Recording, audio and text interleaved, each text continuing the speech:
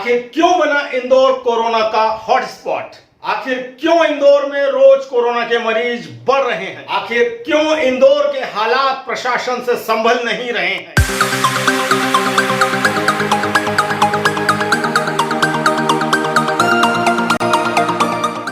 आइए बात करते हैं और जानने की कोशिश करते हैं आखिर इंदौर को इन हालात में लाने के लिए कौन जिम्मेदार है। नमस्कार, मैं हूं स्वामी योगेश।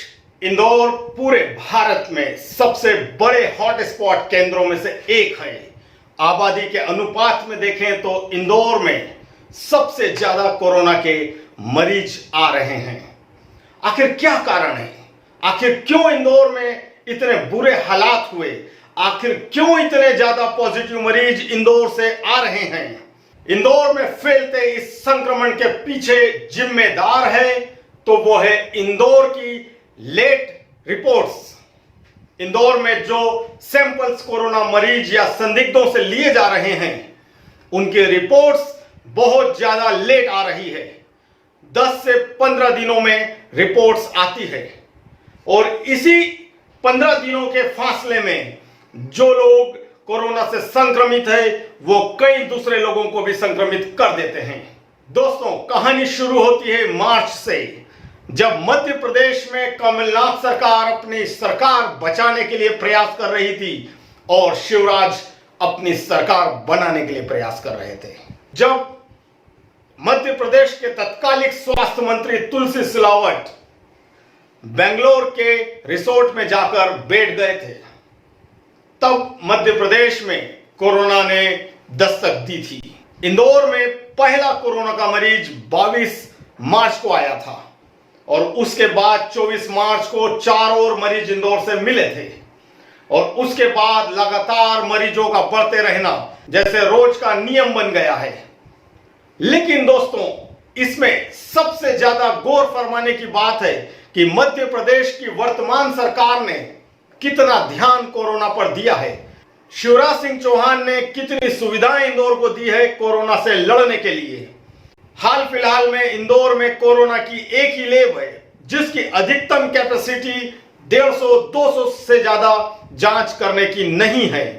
और इंदौर में जिस तरह से कोरोना के मरीज और संदिग्ध बढ़ रहे हैं, जिस तरह से हॉटस्पॉट एरियाज बढ़ रहे हैं, उस हालात में इंदौर में कम से कम 3 से 4 लैब्स होना चाहिए और कम से कम 1000 लोगों का रोज इंदौर में कोरोना टेस्ट होना चाहिए।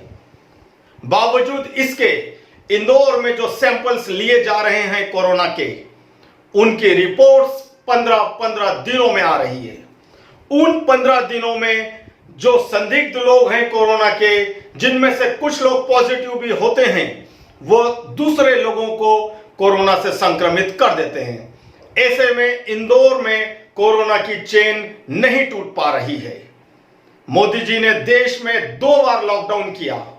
पहली बार लॉकडाउन किया, फिर उसे बढ़ाकर 3 मई तक करा, जिससे कि देश में कोरोना की चेन टूट सके।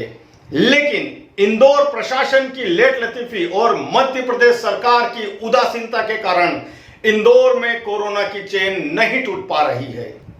कम सैंपल लिए जा रहे हैं, कम स्क्रीनिंग की जा रही है और जो सैंपल लिए भी जा रहे हैं उनकी रिपोर्ट्स आने में 15-15 दिनों का समय लग रहा है।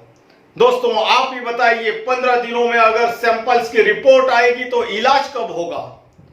व्यक्ति स्वस्थ कब होगा और कब वो शहर को कोरोना से मुक्त करेगा? तो जिस हालात में आज इंदौर है उसके लिए जिम्मेदार पूरी तरह से मध्य प्रदेश सरकार है, क्योंकि मध्य प्रदेश सरकार इंदौर को संसाधन देने में पूरी तरह से असफल रही है। शिवराज सिंह चौहान जो दावा करते हैं कि हम बेहतर सुविधाएं दे रहे हैं, लेकिन वो इंदौर को सुविधाएं देने में पूरी तरह से असफल रहे हैं। और आज इंदौर में करीबन 1500 मामले कोरोना के आ चुके हैं और हालात इस तरह से ही रहे तो इंदौर आने वाले दिनों में भी लॉकडाउन खुल पाएगा इंदौर का या नहीं खुलेगा, यह एक प्रश्न चिन्ह है।